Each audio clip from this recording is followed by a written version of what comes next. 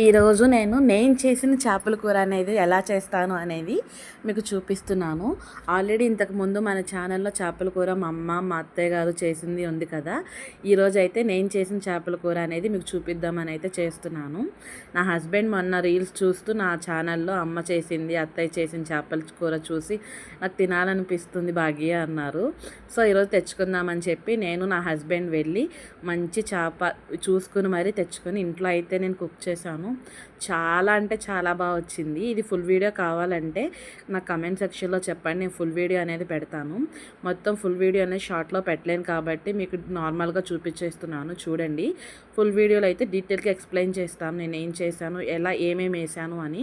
చేపల కూర అయితే చాలా బాగా వచ్చింది. నాకు నా హస్బెండ్కి బాగా నచ్చింది. ఈవినింగ్ చెల్లి వాళ్ళు వచ్చేసరికి చెల్లి కూడా బాగా నచ్చింది అని చెప్పింది. మీకు ఎలా అనిపించింది అనేది నా కమెంట్ సెక్షన్లో చెప్పండి. Thank you for watching.